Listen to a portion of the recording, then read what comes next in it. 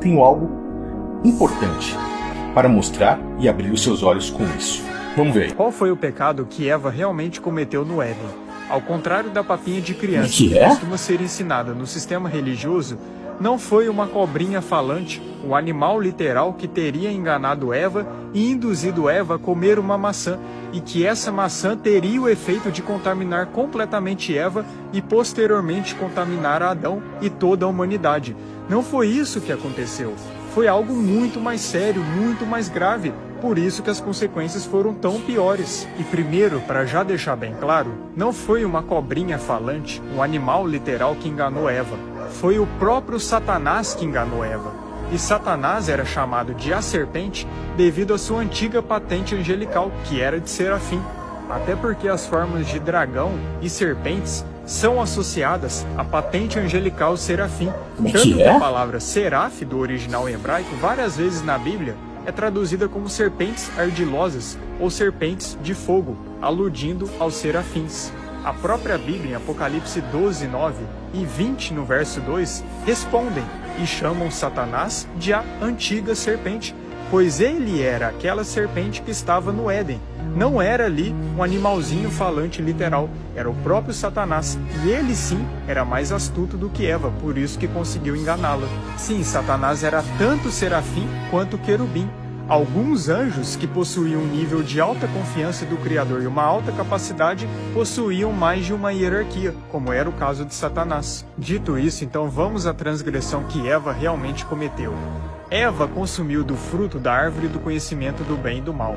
E árvores no campo espiritual, como era o caso do Jardim do Éden, são pontos específicos de energia, e não árvore como nós conhecemos nessa dimensão que hoje nós estamos. As árvores do nosso mundo apenas apontam para como é a árvore no campo espiritual, só que é diferente. Tudo no mundo espiritual é a base de energia, frequência e vibração. E o interessante é que a palavra conhecimento, nesse contexto da árvore do conhecimento do bem e do mal, no original, é Da'at, e Da'at deriva de outra palavra hebraica, que é Yada. E Yada é o verbo conhecer no hebraico.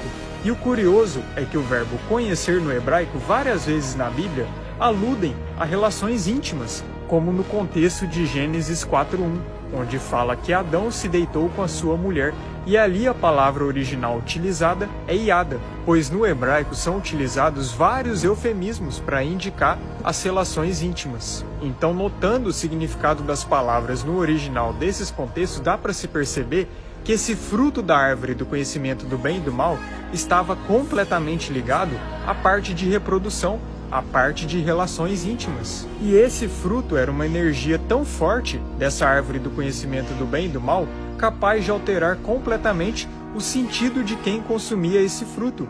E quem não estava preparado o suficiente para consumir dessa energia, a pessoa simplesmente se corromperia. Era necessário um certo amadurecimento para consumir desse fruto, o que não era o caso de Adão e Eva. Por isso que o Criador proibiu que eles consumissem desse fruto. Então Eva consumiu desse fruto e seus sentidos das partes de relações foram abertas. E ela ali, depois de ter aberto os seus sentidos de relações, teve uma relação com o próprio Satanás. E depois ela, já contaminada, após ter relações com Satanás, ela também teve relações com Adão. E ali também contaminou seu marido.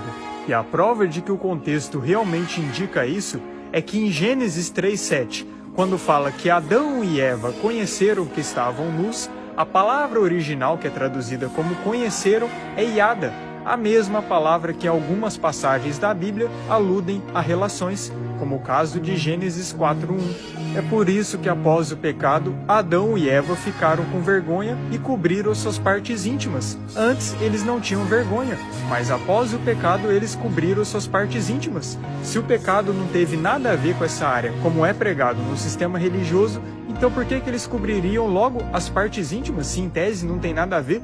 Por que as punições de Eva foram exatamente direcionadas a essa área? Eva foi punida a sofrer dores de parto.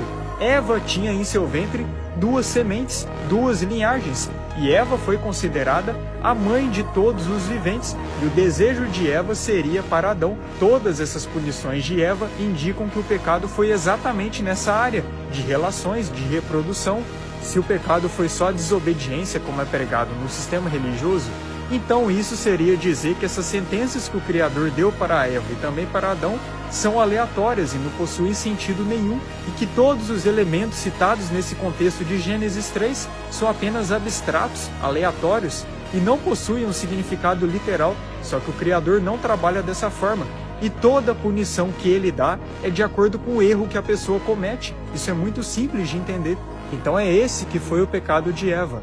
Ela fornicou com Satanás e depois, já contaminada, teve relações com seu marido.